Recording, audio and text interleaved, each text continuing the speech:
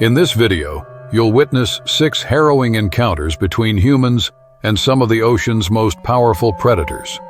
From great white sharks violently attacking yachts and surfers to an unexpected orca assault on a solo sailor's vessel. Each story reveals nature's raw, terrifying power and the thin line between adventure and disaster. Prepare for intense battles that test survival to the limit. On the clear morning of June 9, 2025, the Valentina, a sleek, $3 million Russian-owned yacht, drifted calmly over the turquoise waters off the coast of Mozambique. It was a floating luxury suite with a bar, hot tub, and panoramic deck views. It was owned by a wealthy Moscow businessman and chartered by 6 elite tourists, 3 men and 3 women, all in their 30s. Most of the passengers, friends from St. Petersburg, had come south for a week of sunshine, sailing, and seafood, expecting nothing more than mild waves and extravagant leisure. At the helm was Mikhail, a seasoned sailor with 20 years of experience. The sea was calm, the sky wide and blue, and the engines purred as they cut across a current line 20 miles offshore. Below deck, Chef Lena prepared oysters while 2 deckhands cleaned the stern, laughing at a private joke. All seemed as serene as a postcard until the water's surface to starboard exploded upward in a white spray. The yacht jolted hard. It wasn't a wave or floating debris. Something immense had slammed into the hull just above the waterline, rocking the vessel violently. Glasses shattered on the table. Plates flew. The 6 passengers stumbled as alarms beeped and the engine stuttered. One of the deckhands yelled out, but the sound was drowned by a second, even heavier impact. This time a massive blow that bent the railings inward and split part of the fiberglass hull near the stern. The yacht listed sharply, and a lower hull section began to flood. In the chaos, as everyone tried to regain balance, 2 of the tourists were thrown overboard. Another jumped in after them instinctively, thinking it's safer in the water than on a sinking deck. Moments later, a 4th man slipped and tumbled into the surf as the yacht pitched again from another massive collision underneath. 4 of the 6 thrashed in the sea, their bright swimsuits turning dark with salt water in panic. From the deck, Mikhail and the remaining 2 passengers screamed, but their horror grew tenfold when the water turned red below them. Just under the surface, a dark, moving shadow surged upward. Then the great white shark breached slightly in a terrifying flash of white and gray, revealing its massive head and a crescent of serrated teeth. It struck one of the men from below, lifting him out of the water and clamping around his leg with a sickening crunch. Blood exploded into the sea as the shark thrashed violently, shaking its prey like a rag doll. His body bent at impossible angles before he was yanked below the surface in a burst of froth and red. The water boiled as the beast circled back, jaws wide open again. Another swimmer tried to climb onto a broken flotation seat nearby, but the shark came from behind, ramming him and tearing deep into his side. His screams were drowned by the roaring surf and the others splashing. One woman, her face frozen in horror, swam in the opposite direction, only to be caught seconds later by a slicing bite across her back that split her flesh open in long ribbons. The pain forced her to arch and fall beneath the water again, barely able to stay conscious. Mikhail threw a life ring on the yacht while the crew worked furiously to lower a side ladder. The boat's lower interior quickly took on water, but the engine still functioned. The 2 remaining passengers tried to toss ropes out to the swimmers, but the shark was still attacking, slamming through the water with relentless force. Another man, bleeding heavily from his shoulder, managed to cling to the metal rail near the stern as the deckhands pulled him up. He collapsed to the floor, soaked and half-conscious. The woman with the torn back was next, lifted by sheer force, as the crew fought to keep her above the bloodied surface, while the shark made another pass below her.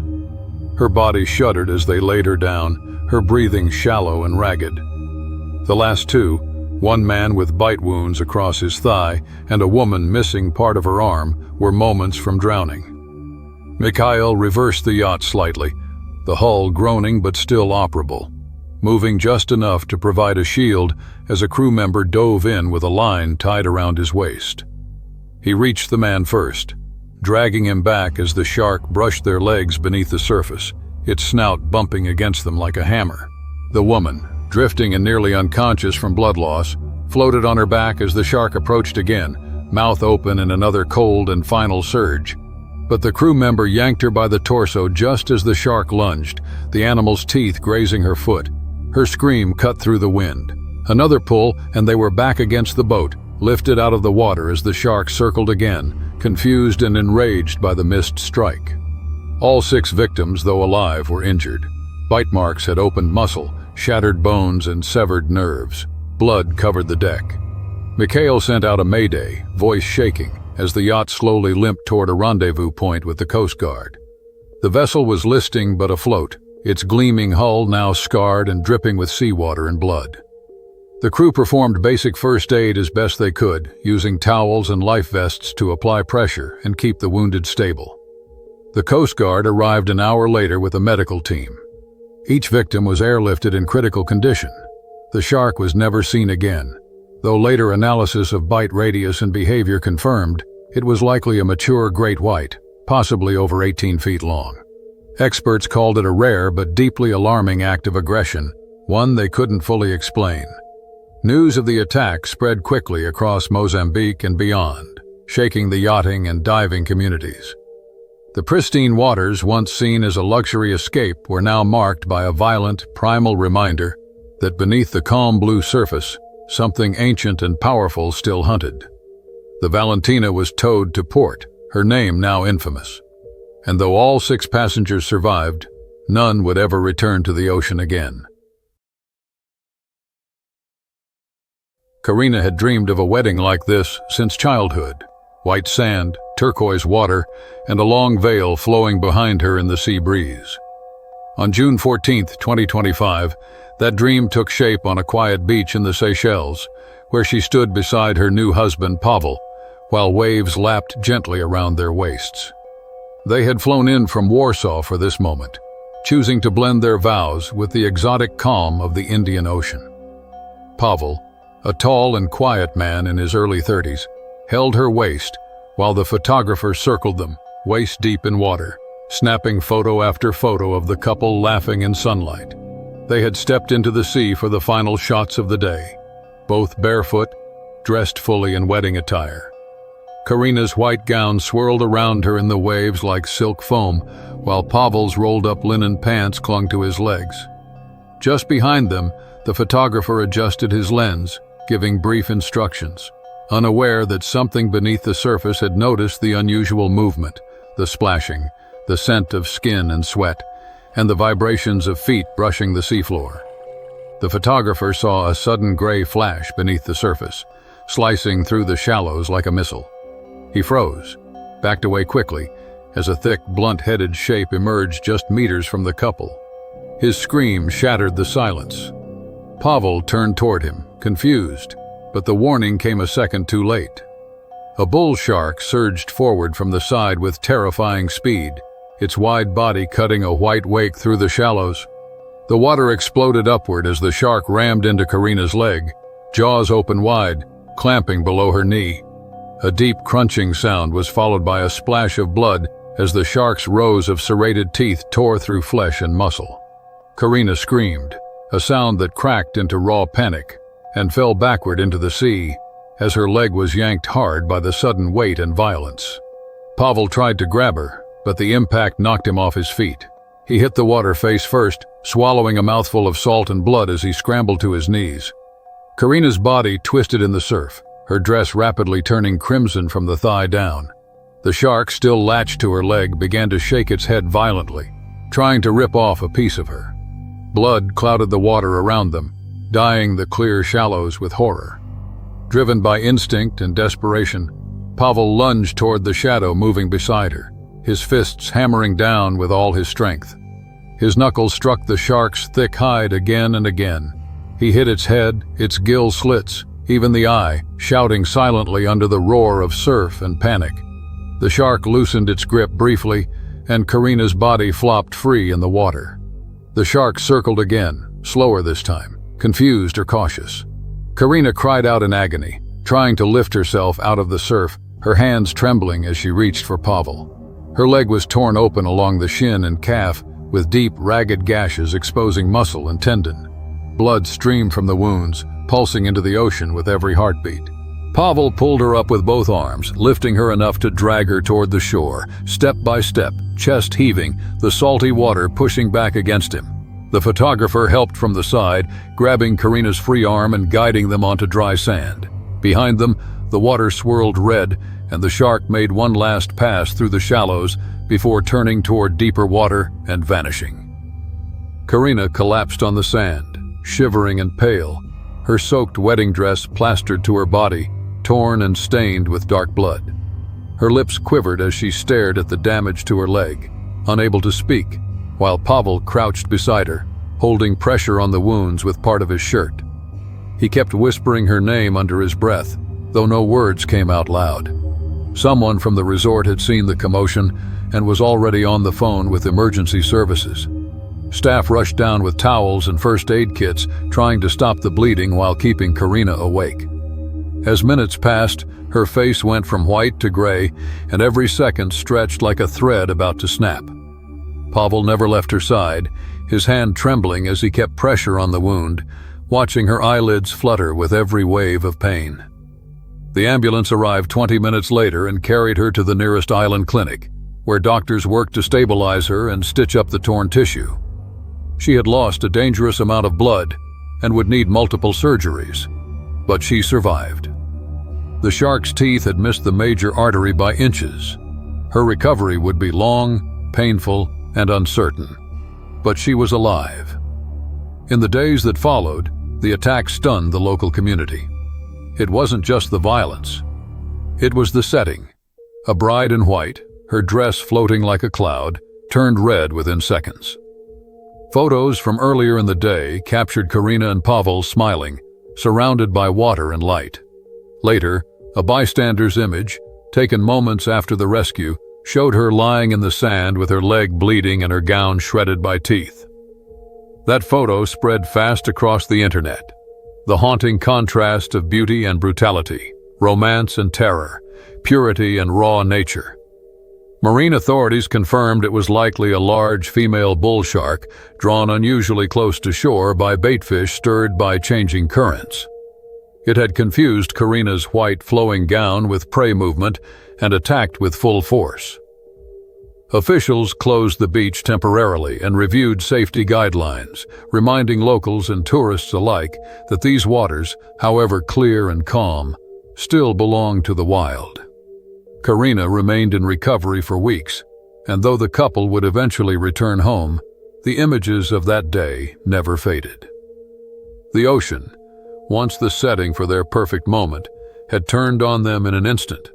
The bite marks, the scars, and the memory of red water in a place meant for joy would stay with them for the rest of their lives. A wedding no one would ever forget. May 20th, 2018. The sun hovered low over the horizon as Chloe Carter sliced through the quiet waters off a remote island in Western Australia. It was early June, and the sea was calm, cool, flat, and tinted gold in the morning light. Chloe, an experienced kayaker in her late 20s, had ventured out that day, craving solitude and silence. A marine biology student from Perth, she had always respected the ocean, studied its creatures, and understood its dangers. But that morning, the water felt peaceful, almost inviting. She wore a black wetsuit under a blue life jacket and sat atop a dark green sea kayak, a slim fiberglass vessel barely distinguishable from the shadows cast by the rising sun. The reef below shimmered with schools of baitfish and the slow undulations of deeper predators just out of sight. She had paddled just under a kilometer from shore, watching seabirds dive and scatter above distant surf. To her, it felt like freedom, a silent stretch of sea that belonged to no one but her.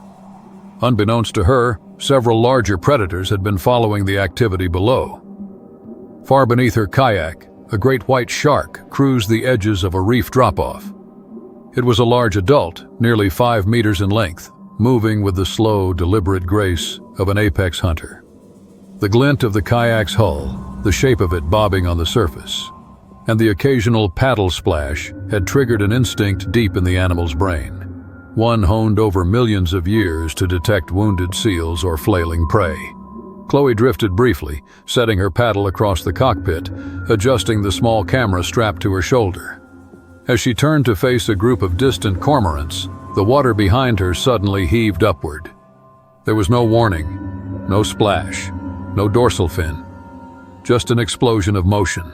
The shark came from below and behind, slamming into the kayak's underside with brutal force. The vessel rocked violently to one side, then flipped entirely. Chloe was launched into the air, legs flailing before crashing into the sea with a splash that echoed across the empty bay.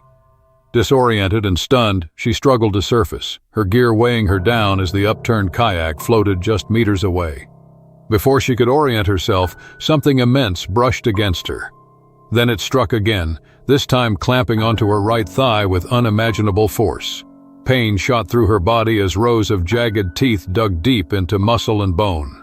The shark shook its head from side to side, its massive tail sweeping the water, thrashing foam and blood in every direction.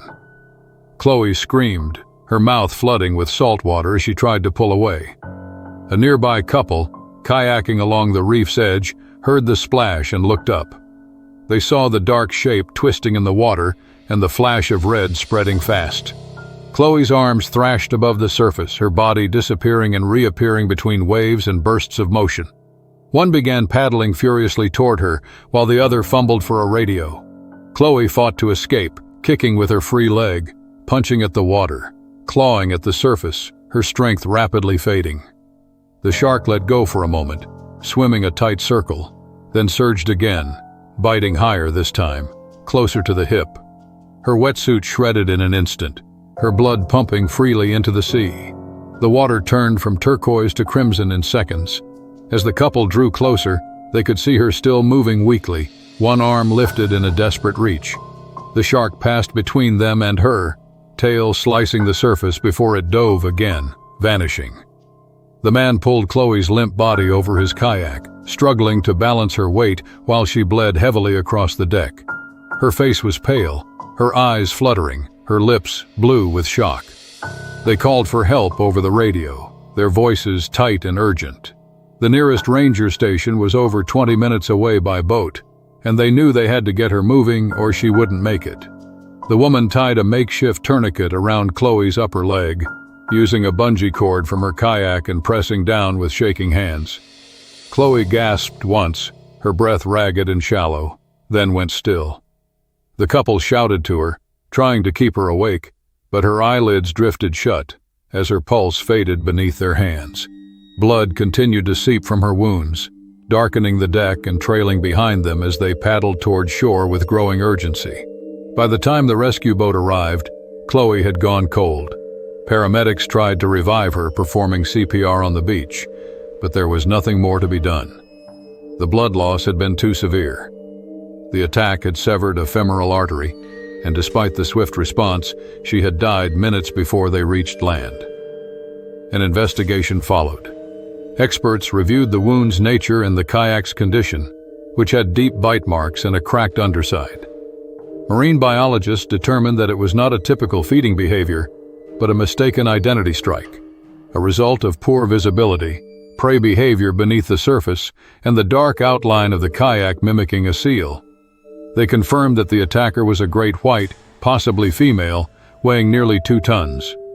Chloe's death was ruled a tragic accident, rare but not unprecedented. The attack shook the local kayaking community. Friends and fellow students at her university mourned the loss of a passionate, intelligent young woman whose love for the sea had ultimately led her into its most dangerous territory. In the following weeks, the island where she died saw fewer paddlers. New advisories warned against solo excursions in deeper waters, especially when conditions favored predatory confusion. Drone patrols were launched, and safety briefings became mandatory at rental sites. But none of it would undo what had happened. Chloe's kayak, recovered and stored in silence, bore the marks of the attack like a final message from the deep. And though the shark was never found again, the sudden, violent, and final memory of that strike remained. Her parents later visited the beach, placing flowers in the water where her journey had ended. As the tide rolled in to carry them away, the ocean seemed beautiful and cruel, just as Chloe had always known it to be. On April 7, 2019, Layla Morgan stood by her belief that the ocean held equal parts beauty and danger. At 29 years old, she had devoted her life to marine conservation, trading the city's chaos for the quiet depths of reefs across the globe. That day, she was part of a volunteer team on a coral reef cleanup near the Maldives, clearing discarded fishing lines that strangled the fragile ecosystem beneath the turquoise surface. The work was grueling, meticulous, and vital. Hours spent swimming slowly among corals, cutting nets and lines that could choke fish, turtles, and corals alike. Layla's lean body was suited for diving, and her dark hair floated like seaweed in the current. She wore a wetsuit patched from previous expeditions and a mask that magnified her curious green eyes. Despite the tropical sun warming the boat above, underwater, the temperature dropped, and she moved carefully, scanning for debris entangled around coral branches. Her gloved hands worked steadily, cutting thin but strong fishing lines with a small pair of scissors attached to her belt. It was early afternoon when she signaled she was heading up. The sun had climbed higher, casting bright patterns on the reef. The support boat bobbed gently, its crew waiting to collect divers in their debris haul. Layla kicked toward the surface, lungs filling with air, her heart steady but alert. She had already worked here for 3 hours and was eager to rest. As she broke the surface and reached out for the boat's ladder, she caught a sudden movement in her peripheral vision. Something large passed under the boat's shadow. Slow, powerful, and silent before she could react, a massive tiger shark appeared out of nowhere, its broad head and distinctive stripes visible in the clear water. The shark's jaws snapped down on her right forearm with crushing force. Pain exploded through her body, hot and sharp, as the beast clamped its powerful teeth into flesh and bone. Layla gasped, the shock of the bite sending her body into spasms. The taste of blood mixed with salt filled her mouth as she fought to stay conscious. The shark did not thrash or try to drag her away, but held on long enough to tear muscle and skin before releasing with a violent twist and circling back for another strike. Layla's mind raced through training and emergency drills, adrenaline flooding her veins. She reached out unquestioningly with her left hand, clawing at the shark's snout, hoping to startle it. Her crew on the boat reacted instantly.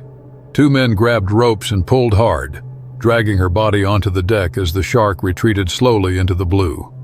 Blood poured from the wound, staining the white fiberglass beneath her. The pain was searing, her arm limp and useless. Layla was pale but breathing, her green eyes wide with shock and disbelief. The captain barked orders over the radio to the nearest Coast Guard, while the first aid team applied a tourniquet and started intravenous fluids to combat shock.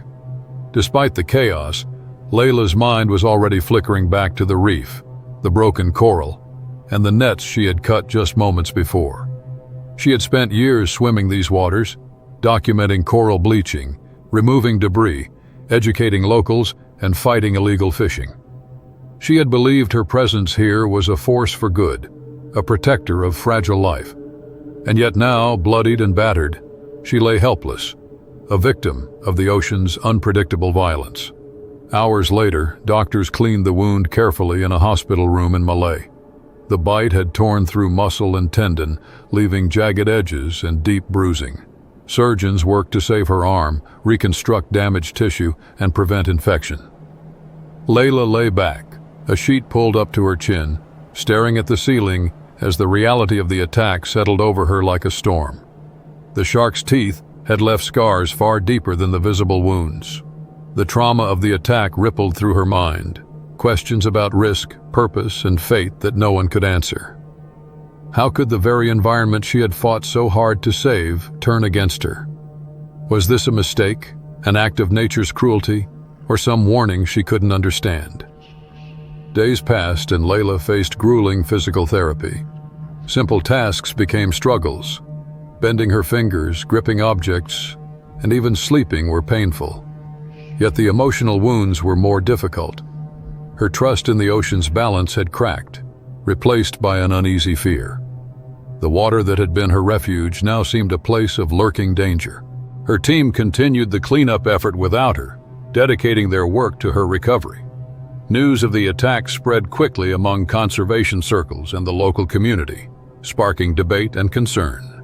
Officials reminded volunteers of safety protocols and the need to respect wildlife boundaries. Still, no one could deny the cruel irony. One of their own, attacked by the wild she had vowed to protect. Layla eventually returned home, her arm bearing a heavy scar that traced the shark's bite like a jagged lightning bolt. She avoided swimming for months, haunted by the memory of teeth closing on flesh and the sudden weight of the predator's power. But she did not give up her mission. The attack deepened her resolve to protect marine life and educate others on the ocean's dangers and beauty. She began speaking publicly about her experience, urging caution and respect. She told a story that was both terrifying and hopeful. Her message was clear: the ocean is wild and unpredictable, and even those who love it most must never forget its power. The tiger shark symbolized that duality, majestic and deadly, essential yet feared. It was a reminder that conservation was a delicate balance, fragile and easily disrupted by human error or nature's whims. Layla's recovery was slow and painful, but every scar reminded her of the ocean's truth. She had faced the wild and survived, scarred but stronger. The bite that had tried to take her life had instead given her a new voice, a sobering testament to risk, purpose, and the unpredictable heart of the sea. On February 15, 2016, Liam O'Connor had been surfing since childhood. He was raised along the rugged coast of Western Australia, where the waves were powerful and the ocean vast. At 27, he was known among local surfers for his fearless style and deep connection to the sea.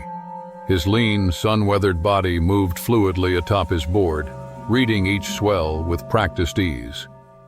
That morning, the wind was light and the waves steady, a perfect day for riding the breakers near a popular beach just south of Perth. The water sparkled under the early sun as Liam paddled beyond the shore break, scanning the horizon for a promising wave. The beach was crowded with fellow surfers, swimmers, and lifeguards perched watchfully on their towers. Despite occasional warnings of shark activity nearby, Liam and most locals accepted the ocean's risks as part of their way of life, a harsh but understood reality. He caught a swell, rising smoothly on the crest, feeling the rush of speed as the wave carried him toward shore. The rhythm was hypnotic, the roar of the surf filling his ears, the spray cooling his face. Time seemed to stretch and bend as he leaned into the wave's curve, the moment a perfect balance of skill and nature's power. Then, without warning, the water exploded beneath him. A massive great white shark breached just feet away from Liam's board. Its wide jaws snapped open, revealing rows of serrated teeth, like jagged knives. In an instant, the predator struck with brutal force, its teeth clamping down on Liam's torso, sinking deep into muscle and bone. The board shattered under the pressure, sending splinters flying into the turbulent water. Liam's body was pulled violently underwater, swallowed by the churning surf. His strength drained quickly as the shark shook its massive head, tearing flesh and dragging him deeper. Once a place of freedom and exhilaration, the ocean became a chaotic nightmare of dark water and searing pain. Above the surface, chaos erupted.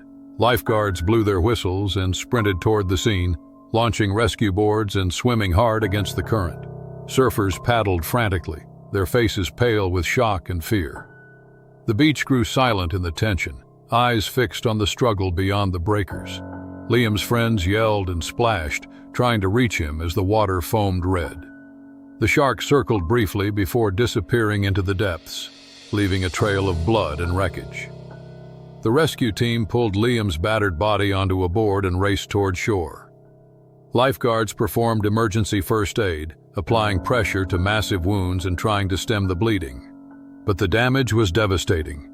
Deep punctures and torn muscles exposed, vital organs crushed beneath the teeth's crushing grip. Paramedics arrived within minutes, loading Liam into an ambulance bound for the nearest hospital. Despite their best efforts and rapid intervention, the injuries were fatal. His heart stopped before he reached the emergency room, the life drained from a man who had lived for the waves. News of the attack spread quickly through the surfing community and the wider region. Liam's death was met with shock, grief, and disbelief. He was remembered as a talented athlete and a passionate soul who embraced the ocean's challenges with courage and respect. His family mourned privately, while friends gathered on the beach, lighting candles and sharing stories beneath the evening sky. The tragedy reignited fierce debate over shark safety along Australia's coastline. Local authorities increased monitoring efforts, deploying drones, sonar buoys, and patrol boats to detect and deter sharks near popular beaches. Lifeguards tightened protocols, urging swimmers and surfers to stay vigilant and avoid known feeding times. Despite these measures, the raw reality remained. The ocean was home to apex predators, whose presence was vital to the ecosystem and inherently dangerous. Sharing that space demanded constant respect and caution, sometimes with heartbreaking consequences. Liam's story became a somber reminder of this balance. The line between thrill and tragedy was thin, marked by the unpredictable nature of wild animals and the sea's vastness. His legacy inspired renewed calls for research into shark behavior and safer coexistence strategies. But no policy could erase the loss or the fear that rippled through the community. As days passed, the waves rolled steadily onto the shore, indifferent to the human sorrow they had witnessed. Surfers returned cautiously, glancing nervously at the water's surface. The beach continued, but the attack's shadow lingered, a brutal testament to the cost of living at the edge of nature's rawest forces. Liam O'Connor's life was cut short by a moment of wild violence, a collision between human passion and predator instinct. The ocean had claimed him, as it had before, and would again. Yet in the hearts of those who knew him, he remained a symbol of courage and love for the sea, forever riding the waves beyond the reach of fear. Tomasz Wilczek was a seasoned solo sailor in his mid-30s who found freedom in the solitude of the sea.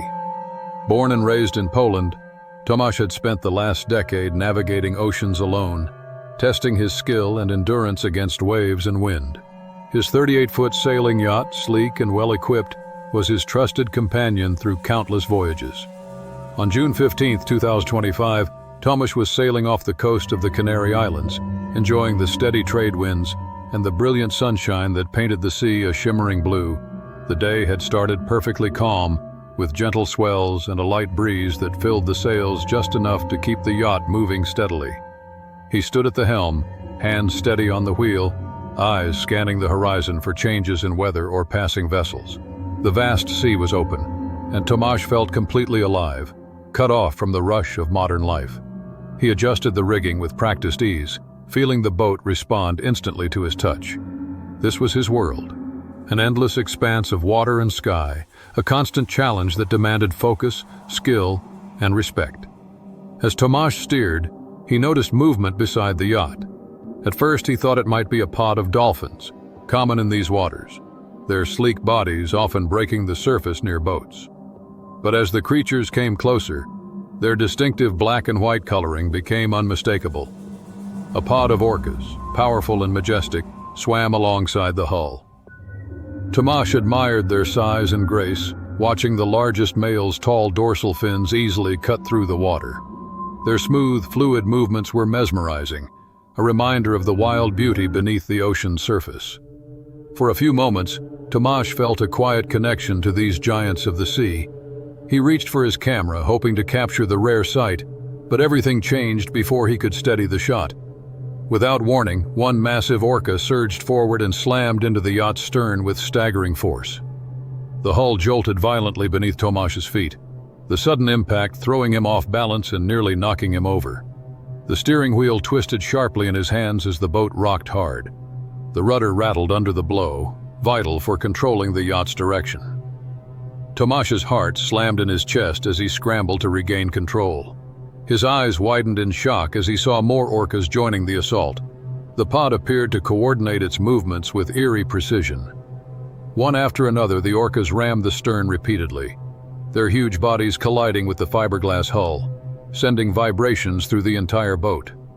The yacht groaned and creaked as the blows landed, the steady hum of the engine drowned out by the violence shaking the vessel. Water splashed over the deck as the boat lurched, and Tomasz struggled to stay upright, bracing himself against the railings. Panic threatened to overwhelm him, but he forced himself to focus. He knew that if the rudder or steering system failed, he would lose all control and be stranded miles from shore on a crippled vessel. The orcas were relentless. One particularly large male surfaced just behind the yacht and began clawing at the keel with its powerful jaws.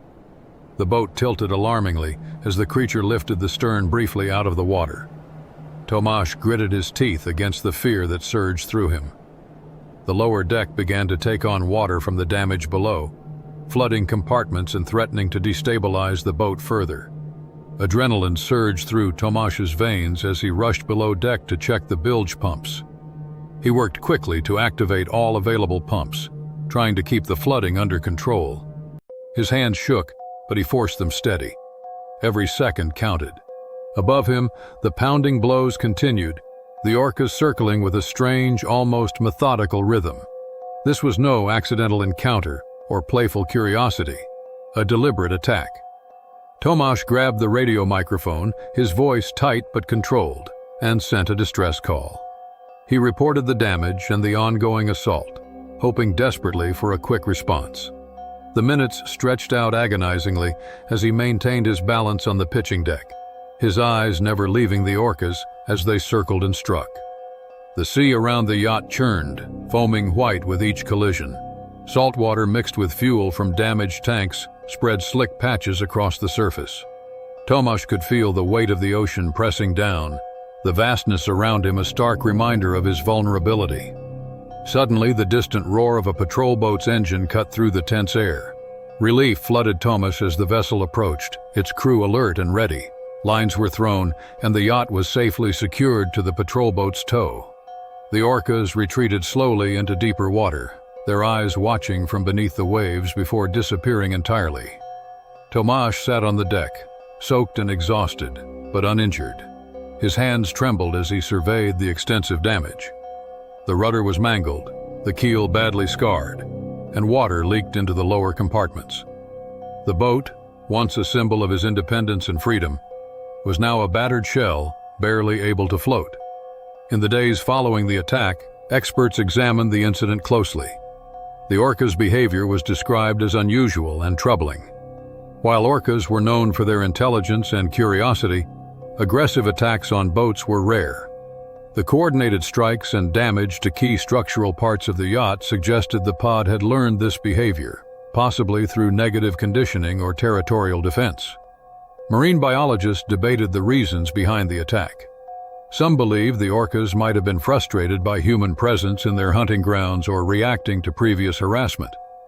Others speculated that increasing boat traffic and interactions with humans could have altered the orcas' natural behavior, making them more aggressive or protective. Despite the trauma, Tomasz was determined to continue sailing. His love for the ocean was too strong to abandon, but he knew he would never take the sea for granted again. The attack had taught him the importance of respect, caution, and preparedness when facing nature's most powerful creatures. The incident sparked wider discussions within the sailing community and among marine conservationists. Calls for increased monitoring of orca activity near popular sailing routes intensified. Some advocated for better education of sailors about wildlife behavior, while others pushed for stricter regulations on human interactions with marine mammals. As the sun set over the Canary Islands, Tomasz prepared to continue his journey.